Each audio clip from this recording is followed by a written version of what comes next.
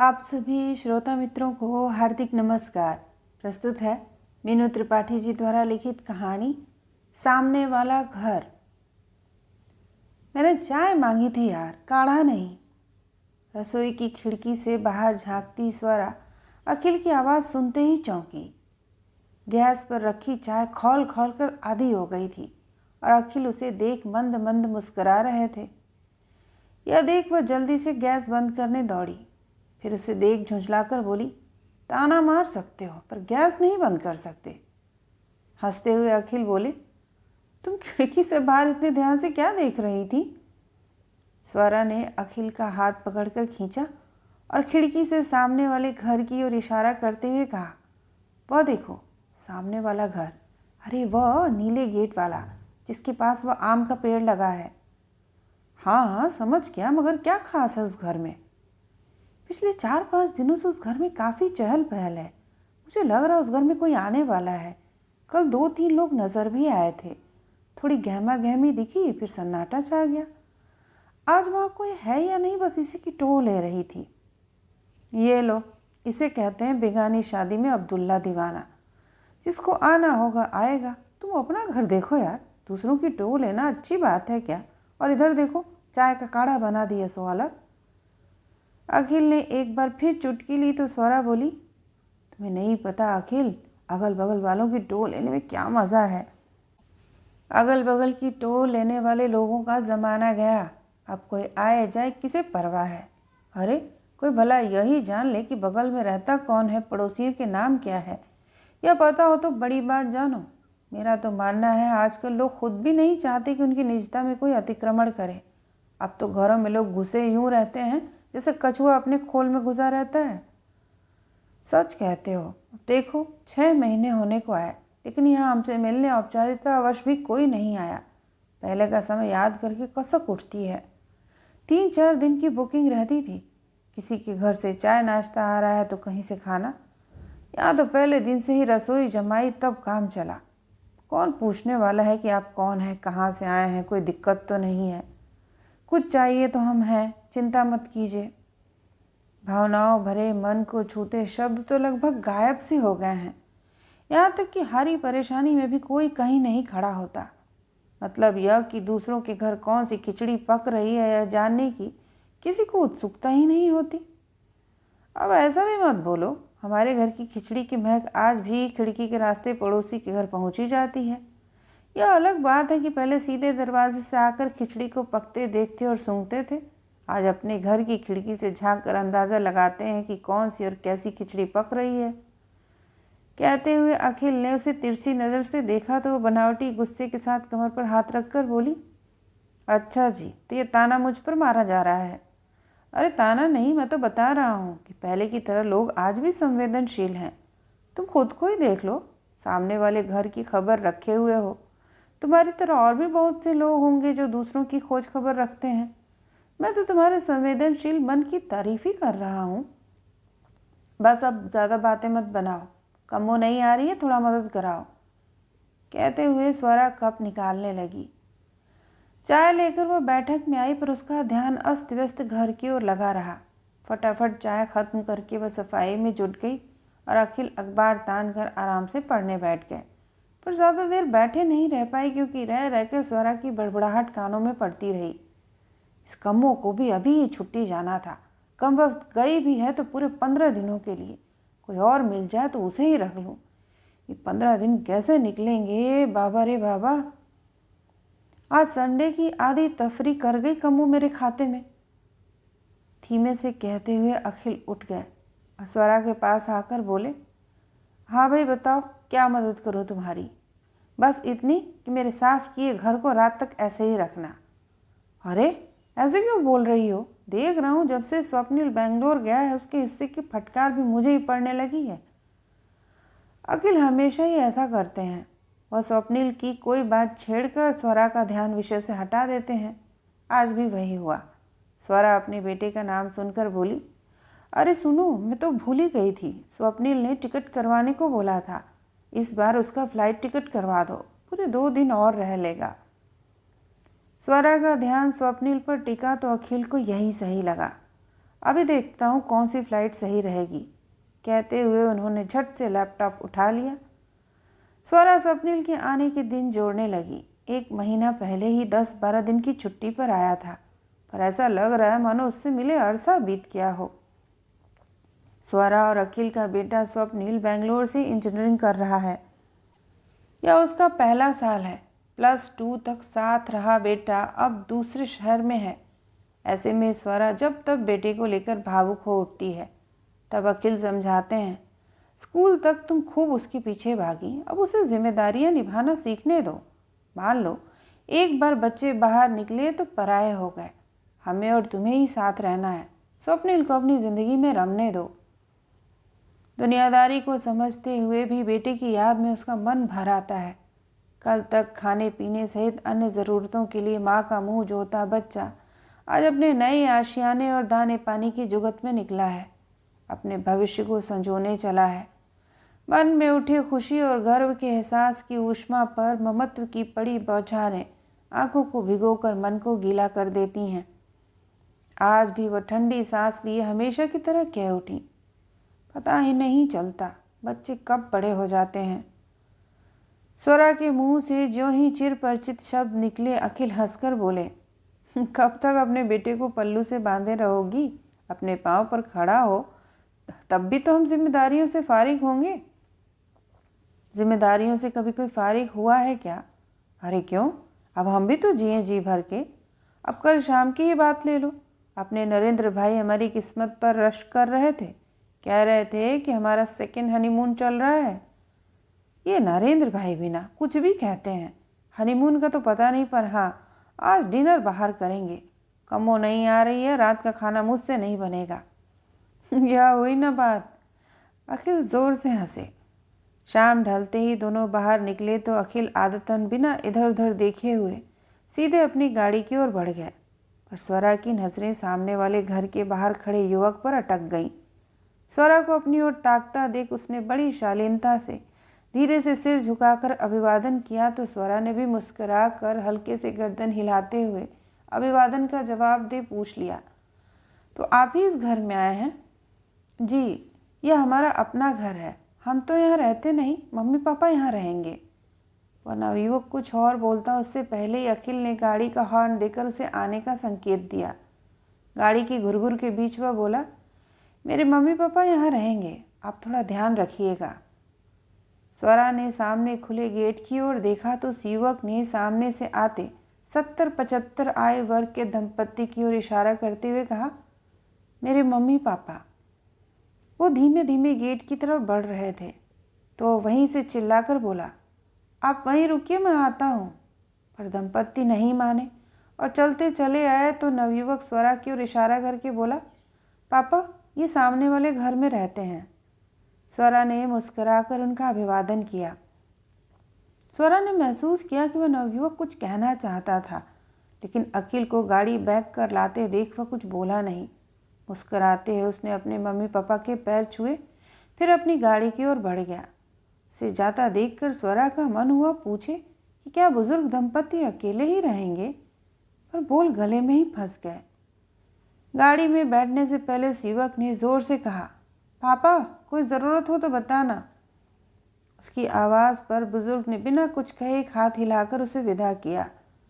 अखिल भी उसका इंतज़ार कर रहा था, सो वह भी गाड़ी की ओर बढ़ गई। रास्ते भर स्वरा की चुप्पी अखिल को खली तो उसने टोक दिया, क्या बात है अखिल, सामने वाले मकान में वो बुजुर्ग रहेंगे, वो भी अकेले? चलो अच्छा है, थोड़ी रौनक रहेगी, पर रौनक करने वाले बच्चे तो उनके साथ नहीं रहेंगे ना?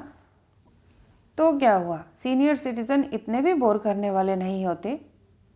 हमने अपने स्वप्निल को अच्छे संस्कार दिए हैं ना? स्वरा के इस अटपटे सवाल पर ये क्या बात हुई माथे पर त्योरी डालकर कुछ चिढ़ से अखिल बोला। स्वरा दुखी स्वर में कहने लगी, देखो ना उनका बेटा किस तरह उनको भगवान भरोसे छोड़कर अपनी दुनिया में रमने चला गया। डर लगता है, दिनों दिन बड़े बूढ़ों के प्रति संवेदनाएं और आदर भाव कम हो रहा है। आज के बच्चों की ऐसी व्यवहारिकता से डर लगने लगा है। इसी से मन में प्रश्न उठा कि हमारा बेटा इनकी जैसा तो नहीं होगा ना। उसमें हमारे प्रति सच्चा प्रेम और आदर भाव बना तो रहेगा ना। अब ये सच्चे प्रेम और आदर भाव की क्या परिभाषा है? अखिल की प्रतिक्रिया पर वह खुद से ही बोली, हे भगवान, उसकी बुद्धि कभी न पलटे। हमारे लिए उसकी सोच जो आज है वो सदा बनी रहे। बस इतनी कृपा करना मेरे ईश्वर। स्वरा की बातें सुनकर अखिल समझ गए थे कि बुजुर्ग दंपति का अकेले रहना उसे असुरक्षा से भर रहा है। बुजुर्ग दंपति का बेटा स्वरा की नज़र से गिर चुका है और यह सही भी था। माता पिता को अकेले रहने को मजबूर हो तो ज़माना उनके बच्चों को ऐसी ओछी नज़र से देखेगा ही। बेशक देखने वालों के खुद के पैरों में कीचड़ लगा हो तो क्या, नज़र तो सामने वालों पर पड़ी छींटों पर ही पड़ेगी। डिनर से वापस आते आते देर हो गई थी। कार से उतरते समय एक बार नज़र फिर उसी घर की ओर टिकी। घर की लगभग सभी लाइटें जल रही थीं। सामने वाले घर के बरामदे में बुजुर्ग इजी चेयर पर बैठे थे। पास खड़ी उनकी पत्नी बतियाते हुए हाथों में पकड़े कप में कुछ मिला रही थी। स्वरा और अखिल अपने घर की ओर चलते चले गए। सुबह स्वरा चाय बनाने के लिए रसोई में गई तो आदतन नज़र सामने वाले घर की ओर उठ गई। बुजुर्ग दंपति गेट की कुंडी अटकाते हुए एक दूसरे का हाथ पकड़े सैर पर जा रहे थे। वे दोनों आते जाते लोगों से पल भर रुककर दुआ सलाम करते, फिर मुस्कुराकर आगे बढ़ जाते। उनको धीरे धीरे आगे बढ़ते देख स्वरा को बहुत अच्छा लगा। कुछ सीखो इनसे। कल तुम इन पर तरस खा रही थी, आज देखो इस उम्र में भी सैर कर रहे हैं। अखिल की आवाज़ सुनकर स्वरा चौंक गई, फिर बोली, वाह, कुछ बात तो है इनमें। वो तो है, चलो आज तुम भी सैर के लिए तैयार हो जाओ। अखिल ने नाटकीय अंदाज में उसे आदेश दिया तो वह जो हुक्म कहकर तैयार होने चली गई। दोनों सैर को निकले तो कुछ दूर जाने के बाद बुजुर्ग दंपति घर लौटते नजर आए। स्वरा की नज़रें बुजुर्ग महिला के हाथों पर टिकी हुई थीं, जिसे उनके पति ने थाम रखा था। एक दूसरे के हाथों में हाथ डाले दोनों वाकई बड़े प्यारे लग रहे थे। पास आने पर अखिल ने उनका अभिवादन किया तो बुजुर्ग अखिल की ओर हाथ बढ़ाकर, आई एम मिस्टर शाह, ठसक भरे शब्दों में औपचारिक संक्षिप्त परिचय देते हुए आगे बढ़ गए। स्वरा ने ध्यान दिया कि बुजुर्ग महिला की अपेक्षा मिस्टर शाह अधिक फिट लग रहे थे। स्वरा और अखिल सैर से वापस आए तो शाह दंपति अपने लॉन में बैठे चाय पीते दिखे। दोपहर को खाना खाने के बाद रसोई समेटती स्वरा की नज़रें आदतन खिड़की से होती हुई शाह दंपति के घर पर पड़ी तो उसने इशारे से अखिल को भी बुलाया। वहाँ जो देखा उसे देखकर अखिल भी बिना हंसे नहीं रह पाए। बुजुर्ग महिला धूप में सूखने के लिए कपड़े उलट पलट रही थी। जो गीले थे उनको पलटकर सूखने के लिए छोड़ रही थी।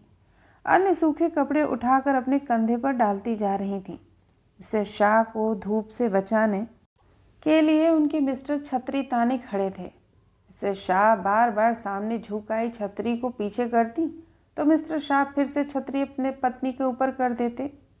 ओहो, कितने क्यूट लग रहे हैं, ज़रा देखो तो, इस उम्र में भी रोमांस चल रहा है। तो क्या कह रहा था मैं? अरे, अकेले रहने में बड़े फ़ायदे हैं। शाह अंकल बहुत समझदार हैं। वो जानते हैं कि परिवार के साथ रहकर इन पलों को जीना मुश्किल है। दोनों अलग अलग कमरों में बैठे रहते या फिर एक कमरे में बैठ के आज की युवा पीढ़ी की रफ्तार को देख सुनकर कुढ़ रहे होते। जाने कितनी बातों में काश शब्द लगाकर ठंडी आहें भर रहे होते। पर देखो, अपनी रफ्तार से चल रहे हैं, जी रहे हैं भरपूर। अखिल की बात सुनकर स्वरा के होठों पर फीकी हंसी खेल गई।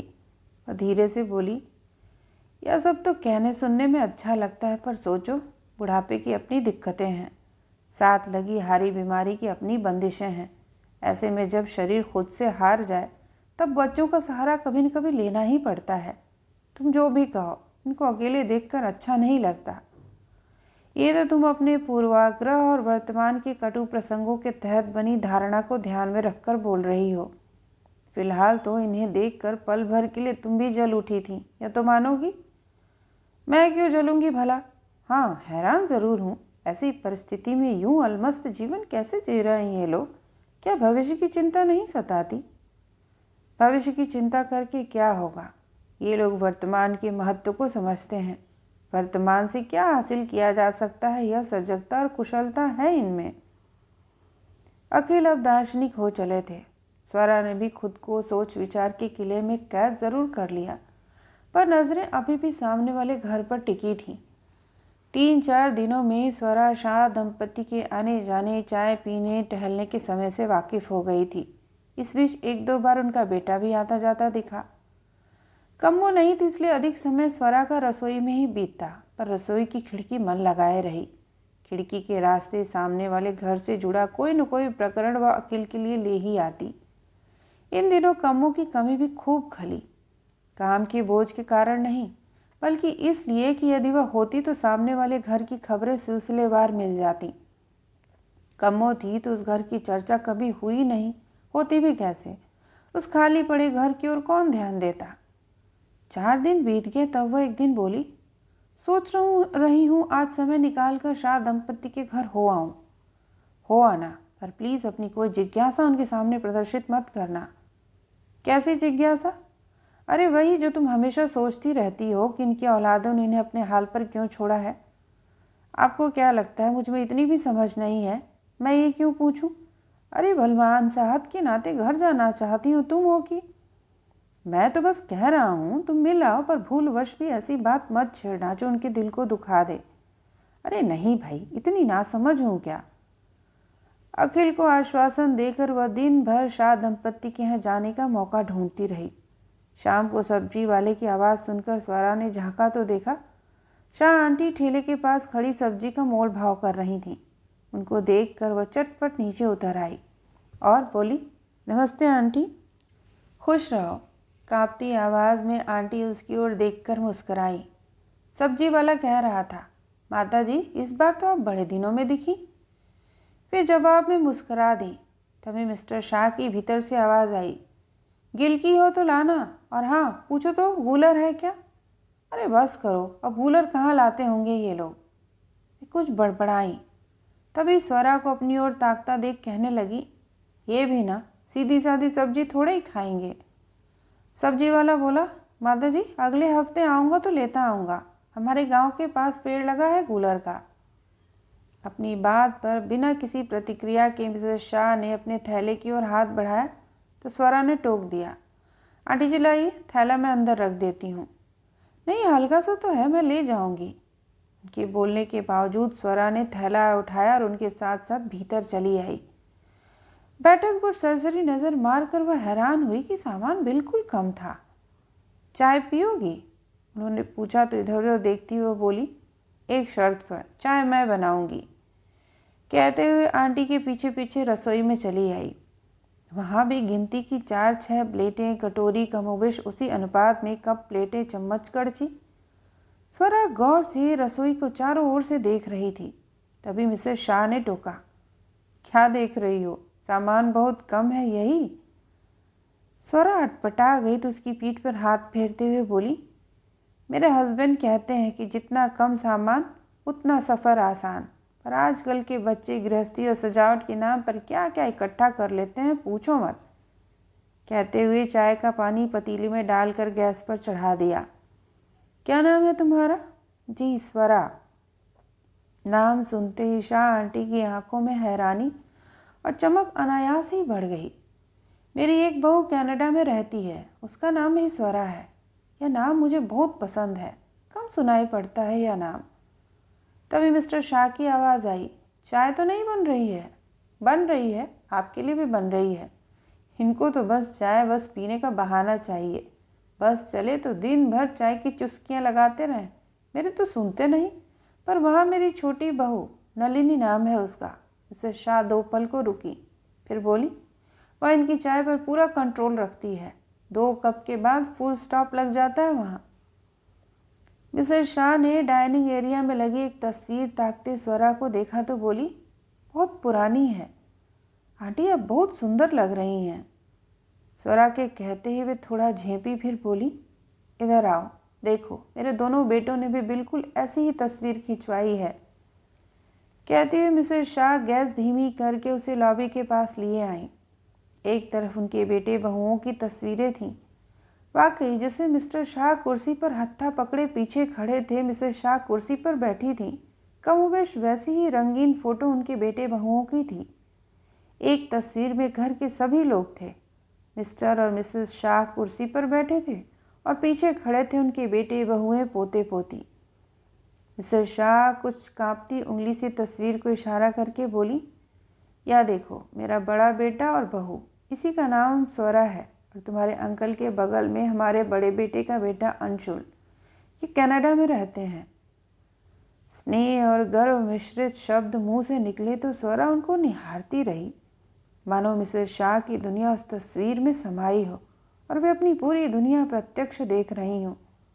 या देखो मेरा छोटा बेटा और बहू है, गोद में नन्ही परी है। हाँ, यही नाम है इनकी बेटी का, मैंने रखा था, अब तो 10 साल की हो गई है।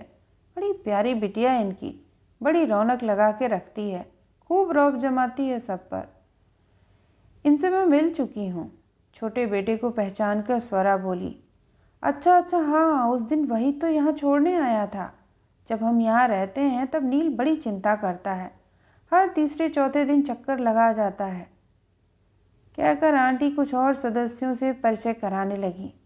ध्यान से देखो, मेरी बड़ी बहू प्रेग्नेंट थी, पीहू पेट में थी, 7वां महीना चल रहा था।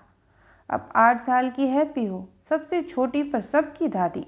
पिछली बार आई थी तो हमारे पीछे पड़ गई थी कि कनाडा चलो, तो आंटी हो आइए ना वहाँ पर। स्वरा ने टोह ली। अरे नहीं, यही ठीक है, हम ही नहीं चाहते, बच्चे तो कह कह कर हार गए। अरे सुनो, ज़रा चाय छान दो। आंटी ने अंकल को आवाज़ दी तो स्वरा ने टोक दिया, चाय अंकल छानते हैं क्या? क्या करें भाई, बुढ़ापे का शरीर है, अब थोड़ा हाथ हिलता है। नहीं, मैं छान देती हूँ, कहकर वह छन्नी उतारने लगी। आंटी की आवाज़ पर रसोई पहुँचे मिस्टर शाह स्वरा को चाय छानते देखकर बोले, अरे आज मेरा काम तुम कर रही हो? देखा, ये चाय मुफ्त में नहीं पिलाती हैं, आधा काम मुझसे करवा लेती हैं। स्वरा उनकी बात सुनकर हंस पड़ी तो सफाई देने के बहाने अपनी बड़ाई करना भी नहीं भूले। तुम्हारे आंटी के हाथ से चाय छलक जाती है, हाथ सदता नहीं है ना। मुझे देखो, मैं जवान हूँ, मजाल है कि एक बूंद चाय गिर जाए। अरे बस करो, खुद को ही नज़र लगा लो। शाह आंटी ने तुरंत लकड़ी की मेज़ पर हाथ लगा दिया। उनके चेहरे की चिढ़ अगले ही पल कृतज्ञ भाव में परिवर्तित हो गई। पति की ओर इशारा करके बोली, इनकी हिम्मत पर ही तो यहाँ रहती हूँ, वरना बेटे बहू हमारी चिंता में वहाँ हलकान होते हैं। उनका बस चले तो हमें कभी न भेजे यहाँ, पर उनकी जिद के आगे किसी की चलती है क्या? मिसेस शाह की बातों से स्वरा के गले में एक फांसी चुभी। बेचारे अपनी उन संतानों के गुण गाए जा रहे हैं जो इनको इनके हाल पर यहाँ अकेले छोड़ गए हैं, और ये हर माता पिता की तरह किसी भी हाल में उनके द्वारा उपेक्षा को नहीं दर्शाना चाहते। कौन दादा दादी अपने पोतों पोतियों से घिरा रहना पसंद नहीं करेगा, बशर्ते उनको ससम्मान रखा जाए। कहाँ रह गया घर में बुजुर्गों का रुतबा और वह आदर भाव? चाय का कप पकड़े विचारों में डूबी स्वरा से मिसेस शाह पूछ रही थी, कितना समय हो गया तुम लोगों को यहाँ आए? जी बस 6 महीने हुए हैं। हाँ, पिछली बार तो तुम्हें देखा नहीं था, वैसे भी अब लोग कम ही दिखते हैं। यहाँ जैसे मकान ज़्यादा, लोग कम हैं। जब हम यहाँ आए थे तब गिनती के 8-10 मकान थे, पूरा इलाका खाली था। एक तालाब भी बना हुआ करता था, यहाँ बरसातों में भरता वरना सूखा रहता। अब तो पता ही नहीं चलता वो गया कहाँ, उस पर भी मकान बन गए। उन दिनों मकान कम थे फिर भी रौनक लगी रहती थी, लेकिन हाँ, रात को तब भी डर लगा रहता था चोर उचक्कों की वजह से। बाप रे, ऐसे में कितना असुरक्षित महसूस करते होंगे आप लोग? इस बात पर जवाब मिस्टर शाह ने दिया, बिल्कुल नहीं, तब ज़माना और था, पड़ोसियों में एकता थी, हम सब एक दूसरे के घरों पर नज़र रखते थे, सब मिलकर एक दूसरे के घर की रखवाली करते थे। फिर धीरे धीरे समय बदला, कुछ सालों में इतना ताबड़तोड़ कंस्ट्रक्शन हुआ कि पूछो मत। अब तो कहते ही क्या, पहचाना ही नहीं जाता कि ये वही इलाका है। मिस्टर शाह की बातों में आंटी खोसी गई। तभी मिस्टर शाह को कुछ याद आया, अरे जानकी, कल मान सिंह मिला था। कौन मान सिंह? अरे लो, उसे कैसे भूल गई? छोटे बाजार के नुक्कड़ पर ठेला लगाता था, उसके ठेले वाली जलेबी पोहा हर संडे हमारे घर का नाश्ता होता था। हाँ हाँ, पर वो तो बड़े सालों से नहीं दिखा। अरे वो यही है, बड़ी दुकान खोल ली है उसने, हमें ही नहीं पता था। पहले पोरवाल कचौड़ी वाले के यहाँ काम किया, अब तो खुद की दुकान है। आज भी पोहा जलेबी उसकी दुकान की खासियत है। जब मैंने उसकी ठेले की बात की तो वो खूब हंसा, पहचान भी गया। मुझे जलेबी खिलाई, वो भी मुफ्त। मैंने भी कह दिया, बस आज ही मुफ्त खा रहा हूँ, कल से पैसे लेने होंगे। सुनो, अब की संडे बच्चे आएंगे तो जलेबी मंगवा लेना। याद है नील कैसे मचलता था उसके ठेले की जलेबी खाने को? हाँ याद है, सब याद है। पर संडे तक तो इंतज़ार नहीं कर पाऊँगा। कल ही लेकर आऊँगा पोहा और जलेबी। वाह, टेरेस पर बैठकर पोहे जलेबी का नाश्ता सोच कर ही मज़ा आ गया। मज़ा तो आएगा ही। न चाय पर कोई रोक, न जलेबियों पर कोई रोक। और हाँ, टेरेस पर तो मैं नहीं जाने वाली। कहीं गिर गिरा पड़े तो लेने के देने पड़ेंगे और आपको भी नहीं चढ़ने दूंगी। नील को पता चला तो नाराज़ होगा। कह गया था ना आपका ध्यान रखने के लिए। तुम्हारे बेटे ने कहा है तो ध्यान तो रखना ही पड़ेगा, अपना भी और तुम्हारा भी। मिस्टर शाह और मिसेस शाह अपनी दुनिया में मस्त एक दूसरे से चुहलबाजी कर रहे थे। जाने कि उनका व्यवहार एक छलावा सा लग रहा था। ढोंगी बच्चों के दिखाए भरे प्रेम को अब भी सच माने बैठे थे। मन खट्टा हो गया।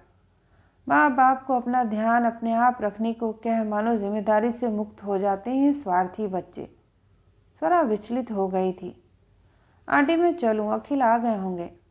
हाँ हाँ बिटिया, बड़ा अच्छा लगा तुमसे मिलकर, आती रहना। जी आंटी, फिर आऊँगी। और हाँ, किसी चीज़ की ज़रूरत हो तो संकोच मत करिएगा। एक बात और, मैं भी अच्छी चाय बनाती हूँ। आज तो आपने बनाने नहीं दी, लेकिन किसी दिन घर आइए, मैं अदरक वाली चाय पिलाऊंगी। भाई चाय के नाम पर तो आना ही पड़ेगा। आंटी की जगह शाह अंकल बोले तो स्वरा मुस्करा दी। अच्छा अंकल, किसी चीज़ की ज़रूरत हो तो बताइएगा। ज़रूर भाई, खुश रहो, तुम लोग ऐसे ही। दोनों हाथों को उठाते हुए मिस्टर शाह बोले तो स्वरा का मन भर सा आया। घर आई तो अखिल से शाह दंपत्ति की खूब बातें की। बेटों को तो मन भर कोसा, कैसे माता पिता को उनके हाल पर छोड़कर मस्त हैं। दूसरे दिन शाह दंपत्ति को टेरेस पर बैठे देख स्वरा चौंक गई। हे भगवान, ये दोनों तो सच में टेरेस पर पहुंच गए। स्वरा ने अखिल को बुलाया। कल उनके द्वारा बनाई योजना के बारे में बताते हुए सामने का नज़ारा दिखाया। आंटी सामने एक चौकी नुमा आसन पर बैठी हुई थी और अंकल टेरेस की दीवार की बाट पर बैठे किसी बात पर ठहाके लगा रहे थे। दोनों पास पड़ी थैली से निकाल निकाल कर कुछ खाते भी जा रहे थे। अखिल, इस संडे हम भी जलेबी पोहा खाएंगे। पता ही नहीं था कि यहाँ स्वादिष्ट जलेबी और पोहे भी मिलते हैं। ये स्वादिष्ट हैं तुम्हें कैसे पता? तुमने तो चखा ही नहीं। अरे उधर देखो ना, जलेबी खा रहे हैं कितने चाव से। यूँ किसी चीज़ की तारीफ नहीं होती।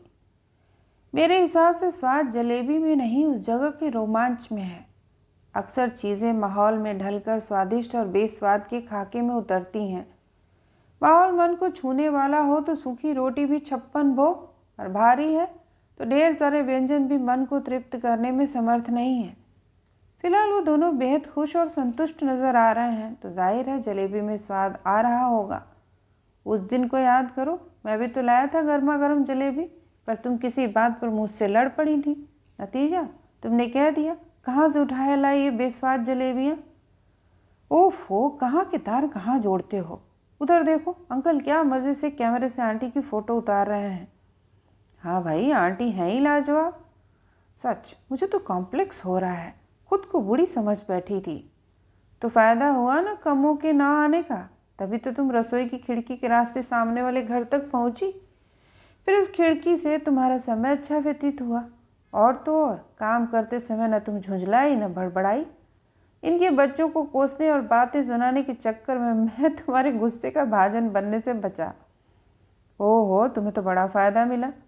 पर अब यह सोचो कि ये उतरेंगे कैसे। अरे जैसे चढ़े थे वैसे उतर भी जाएंगे। लेकिन अखिल, कुछ नहीं होगा, तुम चिंता मत करो। अखिल तो कहकर आराम से चले गए, पर स्वरा का मन वहीं लगा रहा। आते जाते खिड़की से नज़र मार लेती। जब मिस्टर शाह खड़े हो गए तो आंटी भी उठने का उपक्रम कर रही थी। मिस्टर शाह सहारे के लिए अपना हाथ उनके आगे बढ़ाए हुए थे, लेकिन आंटी ने मना करते हुए उन्हें कोई और निर्देश दे रही थी। स्वरा का मन पल भर के लिए धड़का। हे भगवान, ये लोग उतर पाएंगे ना? फिर तसल्ली कर ली कि वह ठीक ही होंगे। कुछ ही देर में तसल्ली की पुष्टि भी हो गई जब उसने मिसेस शाह को लॉन में तार पर सूखे कपड़े उतारते देखा। चलो, अपने में मस्त हैं दोनों। आज फिर संडे था। यह एक हफ्ता खिड़की की बदौलत कैसे बीता पता ही नहीं चला। सुबह सुबह चाय को लेकर अखिल और स्वरा में मीठी नोक झोंक जारी थी। यार, संडे की सुबह तो आधा कप चाय मत दिया करो। ठीक से देखो, आधा कप नहीं है, बस थोड़ा सा ही तो खाली है।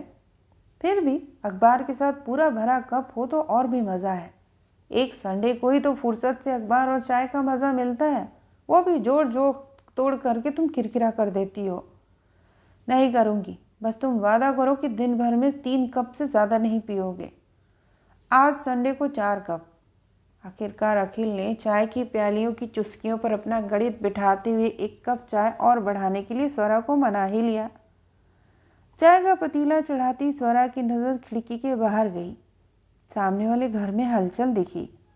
आज शाह दंपति के घर के बाहर 2 कारें खड़ी थीं। किसी अनहोनी की आशंका से ग्रसित वह खिड़की के पास आई तो देखा दोनों कारों से कुछ लोग गिफ्ट और बुके थामे उतरे हुए हैं। 2-3 बच्चे भी थे। शायद शाह दंपति के बेटे बहुएं और पोते पोतियां आए हैं। सभी अंदर जा रहे थे। पीछे डिग्गी से बड़े बड़े डिब्बे और कैसरोल भी निकाले गए। स्वरा ने झट आवाज़ लगाई, अखिल, क्या है? अरे इधर आओ, देखो सामने कोई फंक्शन है क्या? मुझे लगता है अंकल के बेटे बहुएं आए हैं। आए होंगे, दूसरों के घरों में झांकने के चक्कर में तुम अपना घर मत भूल जाना। अरे अब खिड़की है तो क्या बाहर देखेंगे भी नहीं? हाँ देखो, पर खिड़की से सड़क देखो, दूर दुकान देखो, आते जाते लोगों को देखो। किसी के घर के व्यक्तिगत मामलों को देखने परखने की कोशिश गलत है। और तो कहो बुजुर्ग दंपति हैं, कहीं नवविवाहित जोड़ा होता तो? जानती हो तुम्हारी ये हरकत क्या कहलाती? नवविवाहित जोड़े से कम है क्या अंकल आंटी? जब देखो एक दूसरे का हाथ थामे रहते हैं। तुम्हें ईर्ष्या हो रही है? हाँ, हो तो रही है। कुछ इनसे सीखो। स्वरा की बात आधी काट कर उसने अपनी बात जोड़ी तो वह हंस पड़ी। दूसरे दिन शाह दंपति के घर से शोर शराबा आता रहा। साफ पता लग रहा था कि आज उनके यहाँ कोई ख़ास दिन है, शायद उनका जन्मदिन या फिर शादी की सालगिरह।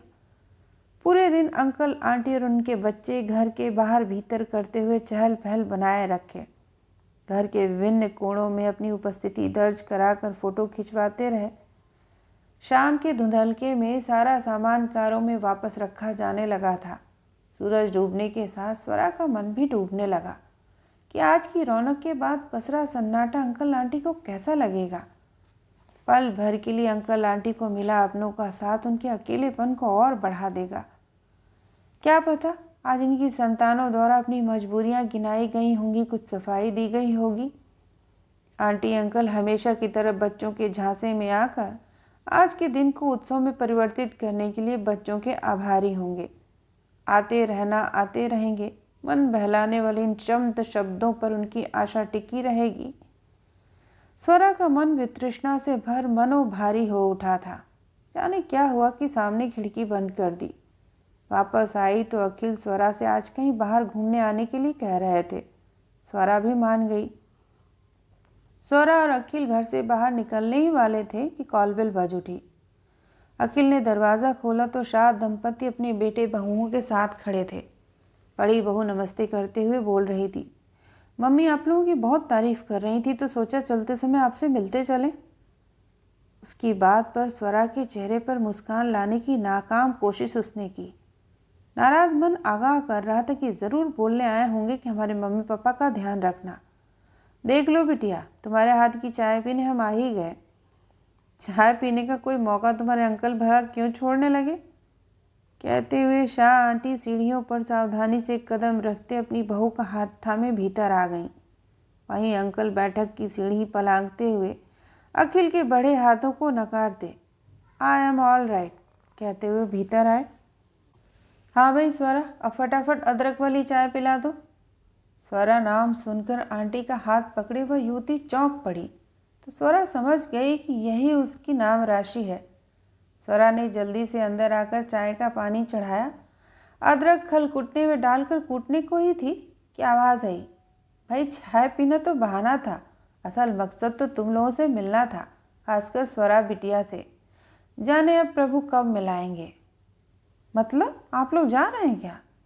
अरे भाई, बेटे बहू इस उम्र में अकेले रहने देंगे भला? यह चमत्कार कैसे हुआ? सोचती स्वरा खुशी खुशी चाय बनाकर भीतर आई। आंटी, आप लोग जा रहे हैं क्या?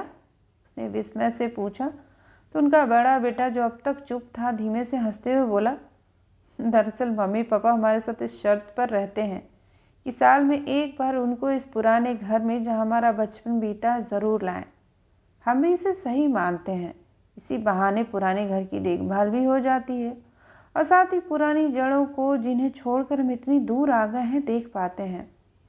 पिछले साल हम सब इस घर में नहीं आ पाए थे तो मम्मी पापा को उसकी कसर पूरी करने के लिए 2 सप्ताह का समय दिया। 2 सप्ताह कहाँ, बस 12-10 दिन। शाह अंकल ने टोका तो बड़ा बेटा मुस्कुराकर चुप हो गया।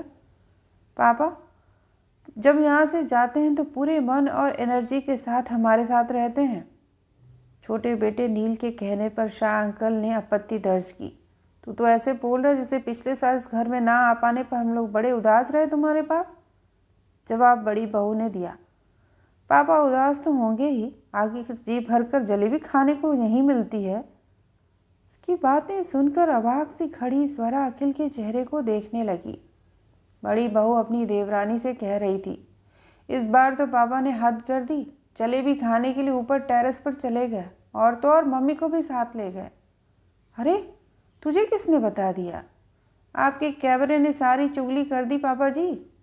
जवाब छोटी बहू ने दिया तो अंकल हो कर हंसते हुए बोले, अरे, देखना चाहता था चढ़ पाता हूँ या नहीं। हमने पिछली बार तो रोज़ वहीं पर चाय पी। पापा, उस बात को 2 साल। बोलते हुए नील रुक गया। आंटी बोल रही थी, बस पूछो मत, इनकी जिद पर किसी तरह चढ़ तो गई पर उतरना मुश्किल था। बैठ बैठ कर सारी सीढ़ियाँ उतरी थी। आत्मीय वातावरण में छोटी बहू स्वरा को बता रही थी, मम्मी पापा की यह जिद पूरी करने के लिए हमें टेंशन से गुजरना पड़ता है। खुद तो फ्लैशबैक में चले जाते पर हमारी जान अटक जाती है। अरे, तुम लोग क्या जानो, कभी कभी इन स्मृतियों को गुजरना कितना भाता है। अपने आंगन, देहरी, बरामदे की यादों को ताज़ा करने में क्या मज़ा है। शाह अंकल बोले तो उनकी पोती परी बोल उठी, दादाजी, इसका मतलब है आपको वहाँ अच्छा नहीं लगता? अपनी पोती के लाड़ भरे प्रश्न पर शाह अंकल भावुक हो गए। झट से उसके सिर पर स्नेह से हाथ फेरते हुए बोले, अरे, हमें बहुत अच्छा लगता है वहाँ पर, लेकिन कभी कभी यहाँ की भी याद आती है। तुम्हारे पापा यहीं पले बड़े हैं ना, इसलिए। स्वरा को अपनी ओर विस्मय से ताकते हुए शाह अंकल बोले, देखो बेटी, मैं बड़ा प्रैक्टिकल आदमी हूँ। जानता हूँ बीते हुए अतीत की स्मृतियाँ चीनी के समान मीठी होती हैं, पर साथ ही यह भी मानता हूँ कि ज़्यादा मिठाई से डायबिटीज़ का भी खतरा होता है। इसलिए बस थोड़ी सी चख लेता हूँ कभी कभी, ताकि चीनी का स्वाद न भूलूं और ख़ुद को कोई जोखिम भी ना रहे। हल्के फुल्के सहज माहौल में 1 घंटे का समय कैसे बीता पता ही नहीं चला। मिस्टर शाह अपने परिवार के साथ चले गए थे। स्वरा और अखिल एक दूसरे को यूं ठगे से देख रहे थे मानो शाम और सुबह का भ्रम टूटा हो। सूर्य डूबने की जगह यकायक उदित हो गया हो, या यूं कहें सुबह आँख खुली पर आसमान में छाई लालिमा से संध्या का भ्रम हो जाए। मिस्टर शाह के बच्चों के प्रति पाली धारणाएं अपने आकार प्रकार को परिवर्तित करके खड़ी थीं। दूसरे दिन अखिल के लिए चाय बनाती स्वरा की नज़र बंद खिड़की पर पड़ी। उसने धीमे से उसे खोल दिया। ताज़ी हवा का झोंका उसे स्फूर्ति से भर गया। सन्नाटा छाया था, पर स्वरा के मन में वह सन्नाटा घर नहीं कर पाया। हाँ, कल तक लगाए कयासों को याद करके मन कुछ अनमना सा ज़रूर हुआ। रसोई और मन दोनों की खिड़की से झांकता उसका नज़रिया गलत निकला। रिश्तों के बारे में बिठाए आंकड़े गलत निकले, पर इन सब में उसकी गलती नहीं थी। समाज में हवा ही ऐसी चल रही थी कि दिल दिमाग एक ही ओर दौड़ता है। आज मन के भीतर की बंद कई खिड़कियां यकायक खुल गई थीं। इंतज़ार रहेगा शाह दंपति के अगली बार यहाँ आने का, तब शायद वे सैर के लिए दूरी न तय कर पाएँ। शायद मिस्टर शाह के हाथ भी कांप जाएं छाए छानते हुए। शायद टेरेस पर चढ़ने की हिम्मत न कर पाएं, पर घर की देहरी को छूती हवाएं, घर के कोनों कोनों से होती हुई टेरेस पर ज़रूर बहेंगी और बहा लाएंगी अपने साथ खुशियों भरे कुछ चुनिंदा यादों के पल। आम का पेड़ अब भी हवा के झोंकों से हिल हिल कर कल के उल्लास को याद कर खुश था। उसे उम्मीद थी कि इस घर के मालिक लौटकर आएंगे ज़रूर, लेकिन अकेले नहीं, अपने भरे पूरे परिवार के साथ। तभी तो आज बदलते परिवेश में सामने वाला घर मिसाल बनेगा। तो यह थी मीनू त्रिपाठी जी द्वारा लिखित कहानी। सुनने के लिए आप सभी का धन्यवाद।